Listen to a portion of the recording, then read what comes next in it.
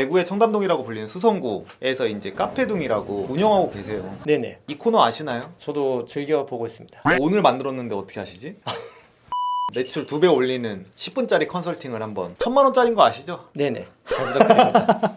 더 떼돈 버는 방법은 뭘까? 네. 이제 이런 게 이제 고민이실 것 같은데 저도 오프라인 사업 3가지를 이제 하고 있는데 네. 욕망의 북카페, 청담 인피니 위스키바, 세 번째가 이제 오늘 오픈하는 이제 W 라보라고 해서 월세가 4천만 원이에요. 이제 인생 좋댔어.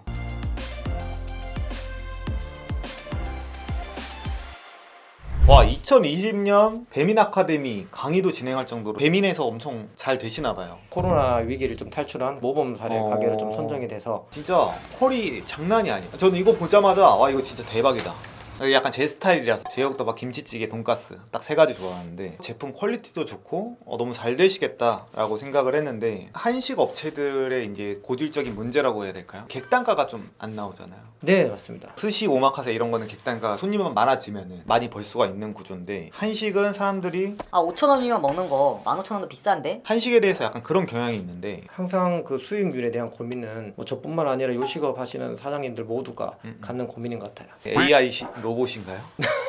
더 떼돈 버는 방법은 뭘까? 네. 이제 이런 게 이제 고민이실 것 같은데 수익률에 대한 고민이 제일 크고요. 직원 관리에 대한 점장이랑 이제 알바 다 포함입니다. 새로 신입이 들어올 때마다 교육을 계속 해야 되니까 그 그게 너무 차별화를 힘든 것 같아요. 어떻게 두려고 하고 계세요? 인센티브 같은 거를 이제 줘서 차별화를 줬었는데 그게 결국 수익에 좀 영향을 미치다 보니까 저도 오프라인 사업 3가지를 이제 하고 있는데 네. 욕망의 북카페, 청담 인피니 위스키바, 세 번째가 이제 오늘 오픈하는 이제 W 라보라고 해서 월세가 4천만 원이에요. 이제 인생 좋댔어. 사람 관리 이게 맞아요. 진짜 빡센 것 같아요. 네네. 이상한 마케팅 같은 경우에는 구성원들만 70명인데 다 이제 똑똑하니까 가스라이팅이 쉽거든요. 알바분들은 이게 안 되잖아요. 통하잖아요. 나이도 좀 어리고 네네, 나이도 하고요. 어리고. 네네. 첫 번째로는 이제 점장에 대한 이제 인센티브. 점장이 매출을 이제 책임을 지는 거죠. 순수익이 만약에 500만 원이 나고 있으면은 순수익의 10%를 그냥 인센으로 줘버리는 거예요. 사장님들이 보통 하는 실수 중에 하나가 그냥 기분에 따라서 그냥 줘버려요. 짜증 날 수밖에 없어요. 계속 기대를 하게 돼. 동물 심리학 실험들이 되게 많은데 G가 있고 버튼이 있어. 버튼을 누를 때마다 먹이가 나오는 경우가 있고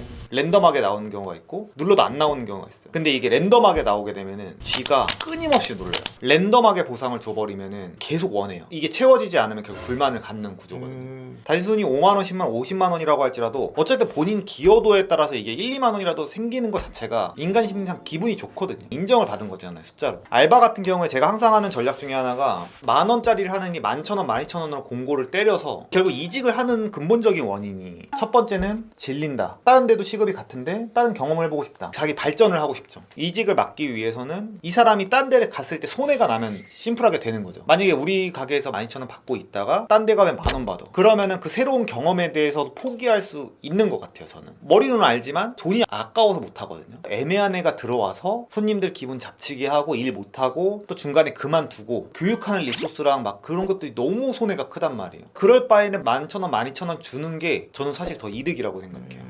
만약에 순수익이 500이 나고 있어. 점장이랑 알바 비용을 많이 쓰게 되면은 100만 원, 200만 원이 까지잖아요. 500만 원 벌다가 300만 원 받으면은 이게 짜증날 수밖에 없거든요, 대표 입장에서. 그 수를 두는 게 맞다고 봐요. 확장을 할 거라면. 저 같은 경우에 초기 성공했던 사업이 아트라상이고 지금도 월에 1억 5천 정도씩 순수익이 나요. 원래는 제가 거의 다 했어요. 그럴 때는 5천만 원을 벌었어요. 위임을 하는 순간 제가 순수익이 2,500까지 떨어지는 상황이긴 했거든요. 보통 거기서 다 나 혼자 할래. 그렇게 하면 성장을 못 해요. 대표는 결국에 실무보다는 아이디어를 내고 혁신을 해야 되고 경영적인 거를 신경을 써야만 되는 사람이구나. 그래야 발전하는구나. 지금은 좀 과장하면 10배씩 번단 말이에요. 시간은 훨씬 더 많고 시스템과 아이디어에 신경을 썼기 때문이죠. 본능을 이겨내야 되겠네요. 역행자를 한 번 더 봐야 되지 않을까. 한 번 더 보도록 하겠습니다. 이상한 마케팅에서 네이버지도 네네. 하셨더라고요. 뭐 네, 효과가 맞습니다. 있었나요? 되게 1등에서 3등 충분하셔서. 왔다 갔다 하던데. 예 맞습니다. 원래 사업을 잘하셨던 분이라서 뭐 저희한테 맡긴 게 막 그렇게 크게 막 의미가 있었을 것 같지는 않은데 괜찮으셨나요? 가장 큰 도움이 됐던 거는 푸불단 그 네네네. 서비스가 제일 많이 도움이 됐던 거. 음식점은 별로 효과 없지 않아요? 음식점에 어떤 음식을 먹으러 갈 때 내가 알던 곳에 가던가 아니면 지인의 추천을 받던가 네네, 맞아요. 그것도 아니면은 보통 검색해서 가시니까 맞아요. 우리 가게가 노출된다는 거 그게 되게 큰데 푸불단이 특히 좋았던 점은 어느 정도 노출이 되고 나면은 그 이후에는 순위에 대한 효과가 좀 많이 반감이 되는 것 같아요. 맞아요. 그러면은 어떤 세부 키워드들로 검색을 이제 많이 하게 되거든요. 세부 키워드라는 게 뭐냐면은 이제 부산동 한식집 이게 이제 세부 키워드라는 거예요. 막 예를 들어 이탈리안 레스토랑이나 자기가 갔던 걸 찍어서 올리잖아 블로그에. 근데 이제 한식집에 그냥 가볍게 점심 밥 먹고 그걸 블로그에 올리는 일은 잘 없다 보니까 그 상태에서 이제 푸불단이 진입하면 효과를 보셨겠다. 엄청 많이 봤습니다. 새로 이제 오픈한 가게도 매출이 정말 폭발적으로 많이 늘었습니다. 엥? 감사합니다. 그러니까 지금 보니까 형제시던데 그러니까 동생분은 이제 제품 개발을 잘하고 형님 같은 경우에는 사업 수완이 좋으시니까 둘이 시너지가 잘 될 수밖에 없는 것 같아요. 뭐 여기까지 혹시 질문 있으신가요? 금전적인 부분 외적으로도 또 보상을 줄 수 있다라고 하면은 추천해 주시는 방법은 퇴사율을 막기 위해서 알바분들한테 어떻게 하세요? 직원들 간의 친분을 좀 아. 도모해서 퇴사를 안 하게 되는 이유 중에 하나가 친한 사람이 있으니까 그런 이유도 좀 크다고 하더라고요. 또 제 자랑인데 자플래닛에서 저희 회사가 거의 전국 1등이거든요. 지나가는 경비원분들마다 어떻게 이 회사만 항상 웃으면서 사람들이 나가냐라고 말을 해요. 그 정도로 이제 사이도 좋고 퇴사율도 적고 평점도 좋은데 알바 부분에 있어서는 돈으로밖에 안 된다고 좀 생각하는 게 있어요. 그러니까 알바는 사실 목적 자체가 용돈, 내 생계 딱 그거를 위해서 온 거잖아요. 결론적으로는 돈으로 때릴 수밖에 없지 않나.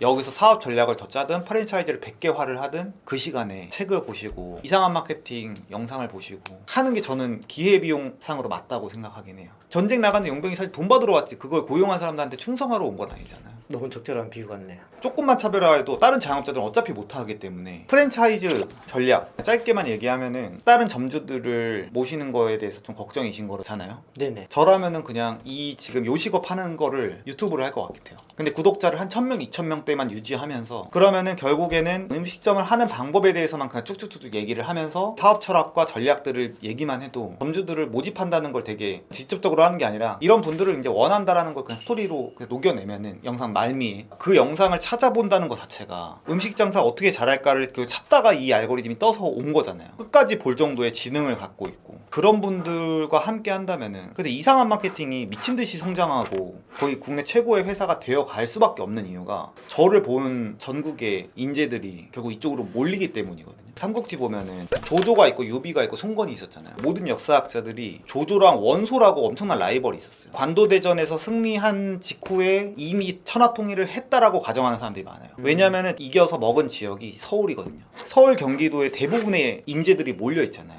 조조가 먹은 지역 자체가 완전 인재들 똑똑하고 고학벌인 애들이 다 몰려있는 지역이니까 그 인재들이 계속 몰리는 구조인 거예요. 유비랑 송건은 완전 지방이니까 이게 인재들은 없고 자연스럽게 조조가 이길 수밖에 없는 게임이 됐던 거죠. 결국에는 인재를 어떻게 모을 거냐인데 유튜브 채널을 운영하시면서 지식들을 전파를 하다 보면은 기회들도 많이 생기고 그 안대장님 있잖아요. 네네. 교육사업 하다가 보쌈 하잖아요. 되게 잘 되고 있거든요. 그 이유가 안대장을 계속 구독하는 사람들 자체가 이런 거에 관심이 많은 사람들이었고 프랜차이즈 점주들을 모집하는데 이 채널이 되게 톡톡한 역할을 했다고 봐요. 저는 프랜차이즈 사업 자체가 처음인데도 초반에 그렇게 공격적으로 잘 돼가는 이유가 사실 유튜브 채널이 없었다면 저는 절대 불가능했을 것 같아요. 확실히 이 팬층을 어느 정도 만들어 두면은 점주를 모집하는 건 훨씬 상대적으로 쉽지 않을까요? 전문 지식만 확실하면은 그거에 감동했던 사람들이 있을 거고 진짜 이 영상을 찐으로 봤던 사람들만 딱 오니까 너무 얘기도 잘 통하고 점장이나 점주로서 너무 훌륭한 거죠. 그냥 아무 생각 없이 나 이거 점주 뭐 찾아봐야지. 그냥 설명회 들으러 온 사람보다는 퀄이 훨씬 높겠죠. 너무 답변을 잘 해주셔가지고